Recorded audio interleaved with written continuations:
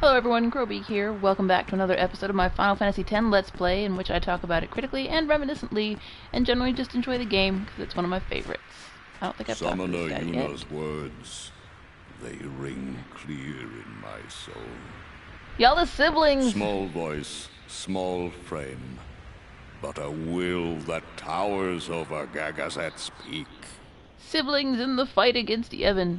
One thing I like about Kelk Ronso, he is more eloquent than the other Ronso, which makes sense. I should say eloquent in this language than are the other Ronso, which makes sense given the fact that as a Maester of Yevon, he would have been around more people who speak this language natively, and would therefore be, he would just pick up better grammar from immersion.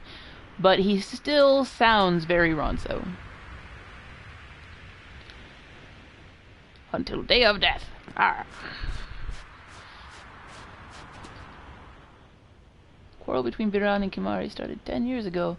Young Ronso fight each other to show strength. Biran beat Kimahri, but Kimahri never admit losing, not once. Angry Biran broke Kimahri's horn. Kimahri could not bear shame and left Sacred Mountain. So Kimahri's whole horn breaking thing, the other guy broke it off in a fit of anger, and now he's mutilated. That's lovely. Halt! And this is the guy that did it. I love this music, and the remake has done it well. Haven't you bothered us enough? Summoner may pass. Guardians may pass. Kimahri not pass! Kimahri shame Ronso brothers. Kimahri forget his birth. Forget his people, forget his mountain, little Ronso, weakling Ronso. Mountain hate the weak, hate the small. If you will climb, Then I must prove my strength. think you will win? You not forget who took your horn. Never forget. Kimahri never beat Brother Biran, never win. This time, I win. I will win. Why, you... This some kind of Ronso thing? Yes! Kimahri problem.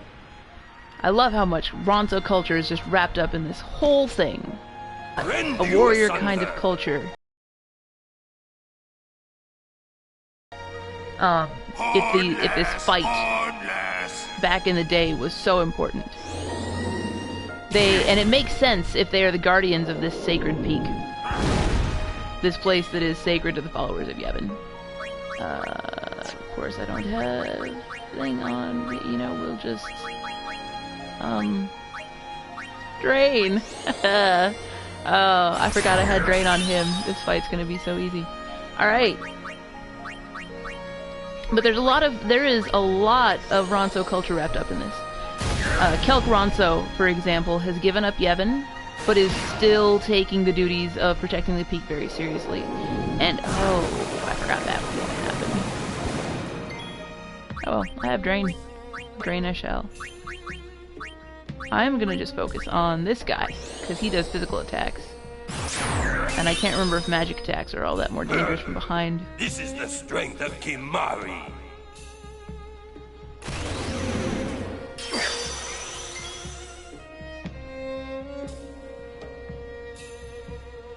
I forget what that does.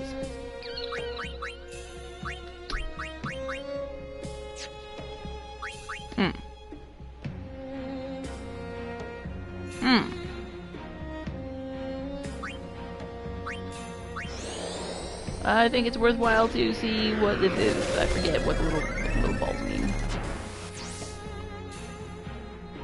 Blocks attacks on Yankee with guard, except when separated after performing a bulldoze. Okay, so I can't even attack the other guy. I've just been attacking him because I can. It costs Mighty Guard just once after losing hit points. So that's what he's got, is this Mighty Guard thing. But he's also down to like half health. But that's gonna make my damaging, more difficult. So I think I'm gonna go ahead and use a dispel on him, or one of these things, and hope that works. Oh yeah, see there he's got like null tide and protect and a whole bunch of other things. That did nothing. Well, it sucks to be me. I guess I will just... Oh wait, what? Not good enough, Kimari. Okay, now I'm confused. Oh, it's because I've been using magic. Ah, alright, well I guess I'll magic you?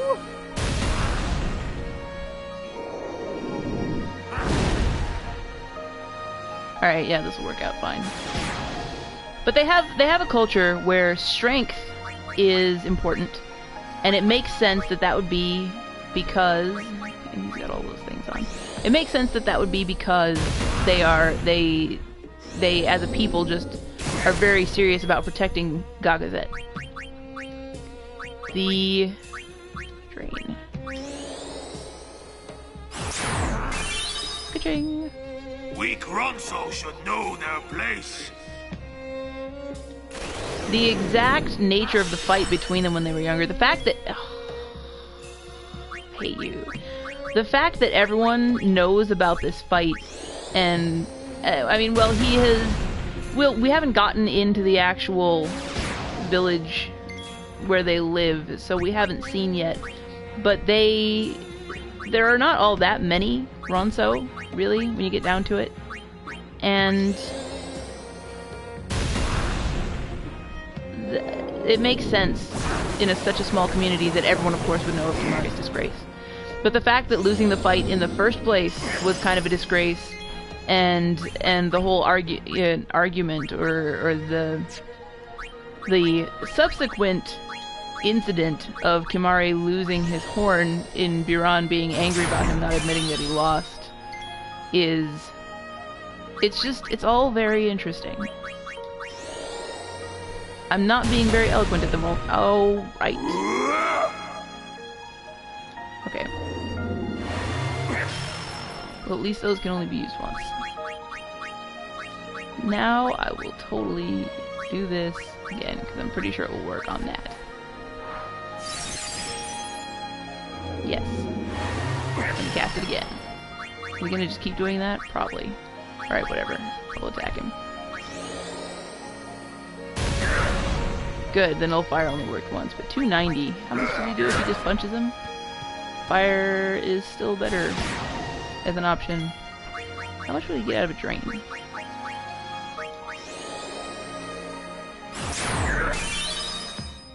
Not a whole lot. But it's still better than not healing at all. And it was about as much as fire was doing. We'll just keep doing it. Because it's still doing more than his physical attacks are. That's one interesting repercussion of me not taking him down a physical attack path, of me taking him down the magic path in the first place, is that he's not actually a warrior at the moment. He's kicking the guy's ass with magic, and there's nothing in the story to indicate that their culture requires you to be strong in a certain way. Right? The text here, the dialogue hasn't changed at all. Kimari defeated him, Kimari is therefore strong enough to be worthy of going up the mountain, even though he left the Ronso and their duty of guarding the mountain behind. Kimari. Biran is happy. And that there is interesting too. Because up till now, all we've seen is them picking on Kimari. Gagazet!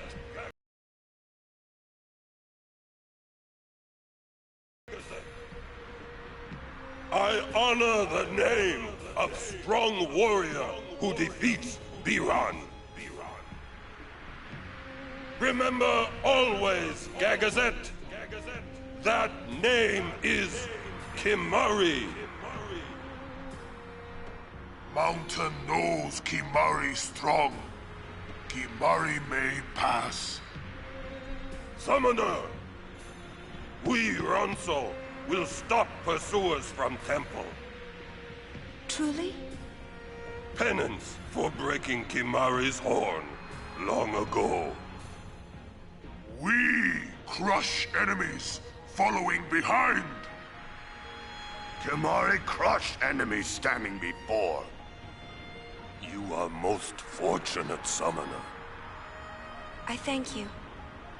Ronso will shine your statue brightest. Thank you. But I fear that no one will make a statue for a traitor such as I am.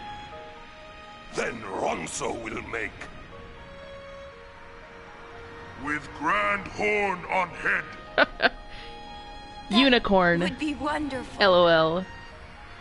Yeah, that's right. I said it. Unicorn.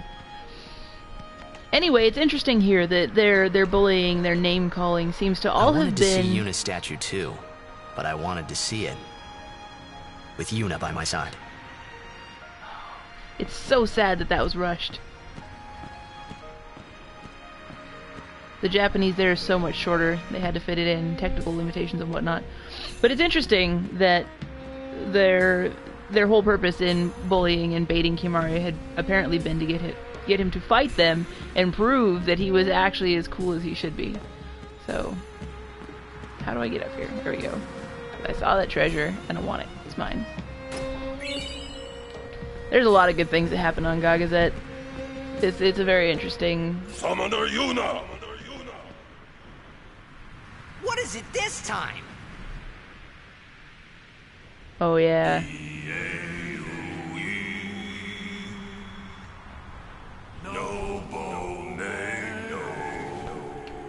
The song that binds spirit together.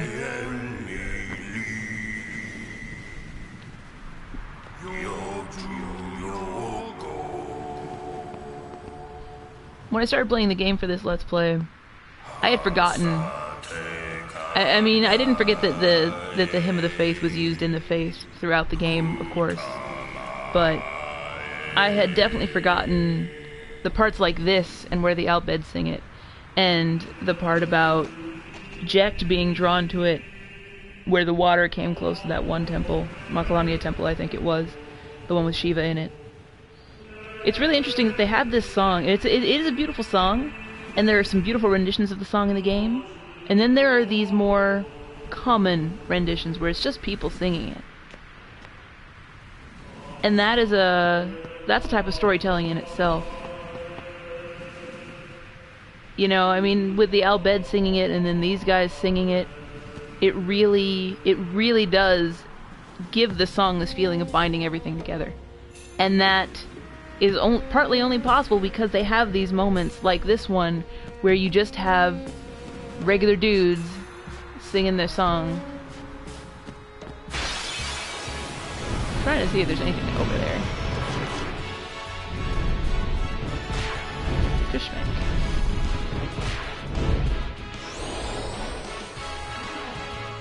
And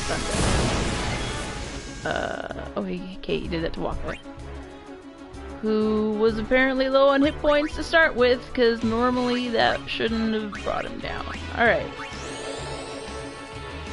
Good to know. I definitely want you to kill this guy. Like you do. Thank you. Smack. Look at how much damage he does. I love it. Someone remarked, this is the first episode of a new session, and so someone has had the chance to remark on the most recent episode that they believe it is a weapon property that allows you to break the 9,999 mark, and that is entirely possible. I really just don't remember. It's the thing I meant to look up before this, but didn't. Definitely forgot. Not really getting. Except for the summons, it doesn't even really matter at the moment.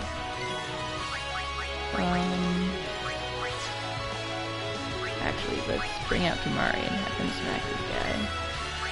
I don't actually know what to use on these. And he's not using the Brotherhood at the moment. You know, I haven't used you yet. Yeah, I did. She was in the battle at the beginning. Oh, and she doesn't have a thing with sensor on it at the moment either. Alright, try our stuff at random. Not quite random. We're in a frosty place, so fire seems like a really bad option. Today I learned. But if it's absorbing fire, then water might be a good option. That is a middling option at best. Alright. At least Orin does damage. We'll just pull Walker out again because he does damage. Ooh, please don't explode. I'd be very sad if you exploded. Thank you. It's over. It's over. Powerhouse team!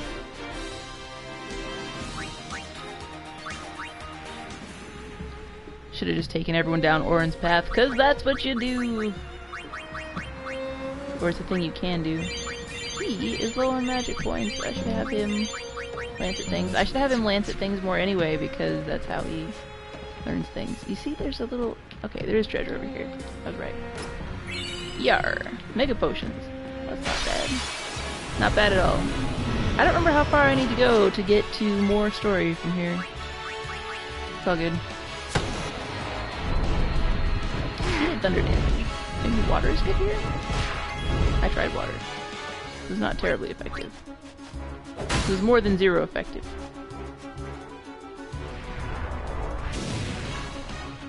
I started with Mario in the party, didn't I? That means I can just swap him out and use someone else. Pure smack. Not enough smacking. That's okay.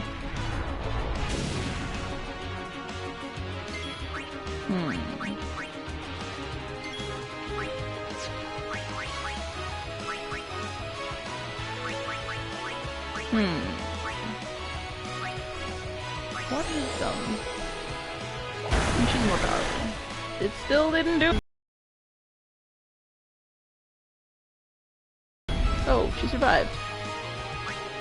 Well, hallelujah. Steal something.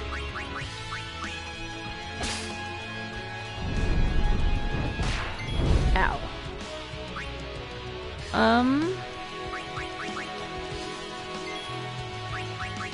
Let's go with reflex.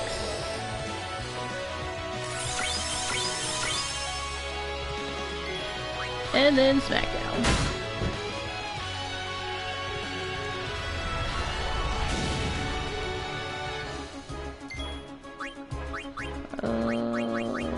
Like I said, smackdown. Take that. Oh, I'm making dinner. It smells so good. Just for the record, in case you were curious. Alright, I want at least one person to have a thing. I took the Brotherhood off of him before because Water Strike was not helping me. But, yeah, if Water Strike is not a downside, then the Brotherhood is always an upside. Is the short version of how that works.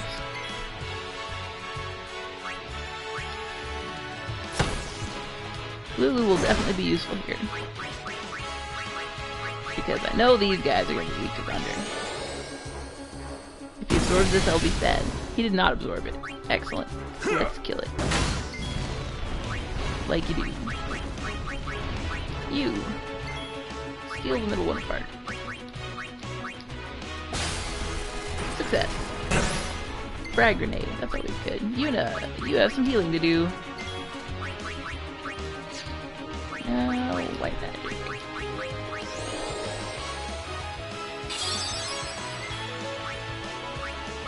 Let's see, we'll have Kimari heal Yuna then. Oops.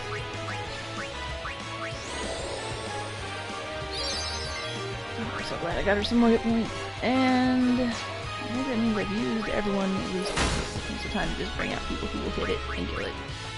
Kill it dead.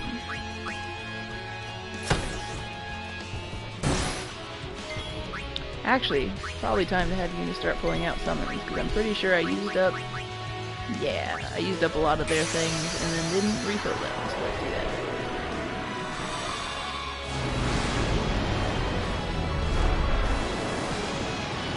I like Bahamut. I like it even better that Bahamut's the creepy kid. I definitely remember the second time I played through the game and noticed that the creepy kid was Bahamut. And you see it from the very beginning of the game. And unless you've played it before, you just don't have any clue. It's a nice little bit of misdirection. One that is even more interesting when you see what happens a little bit farther on Mount Galgazet, actually. Because we're getting close to learning some things about I missed someone. That's alright. We're getting close to learning some things about Titus himself.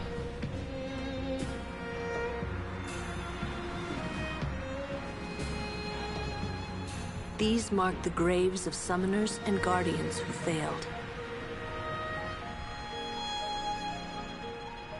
I wonder if that headstone, question mark, that spike thing sticking out is a sort of a special way to mark the graves of summoners and their guardians.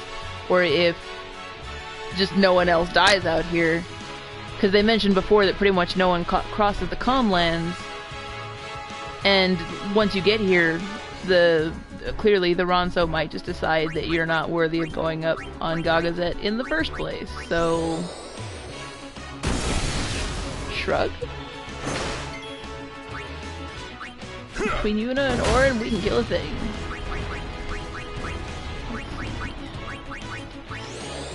Handa! And we'll let Riku kill it. I like the fact, like, it's really interesting that Steel takes these apart, but it's also really silly that Steel takes those apart. That's an awful lot of stuff to be pulling out in one little shunk like that. But it's interesting as a game mechanic, and a way to use her against specific kinds of enemies. It's not realistic at all. Granted, games don't have to be realistic necessarily. I'm definitely a fan of... Actually, I want to write that because you should... no, screw it. We'll just kill it. I'm getting low on hit points on everybody. I don't necessarily subscribe to the idea that things should be as realistic as possible. Sometimes you... granted, some games being as realistic as possible... Who did I miss? I missed Waka. Whatever. Sometimes a game being as realistic as possible is kind of the point of the game, and therefore it doesn't matter. In other cases, it's just... It doesn't really, like... It doesn't really help anything. It doesn't make the game better to be as realistic as possible, so why bother? And sometimes it actively makes the game less fun. Anyway, I, like I often do, forgot to start the stopwatch at the beginning of battle, or at the beginning of the episode. So it's been at least 15 minutes now, I'm sure. I started partway through, and I am going to end this episode here and start another one up when something interesting happens. So, have a good one.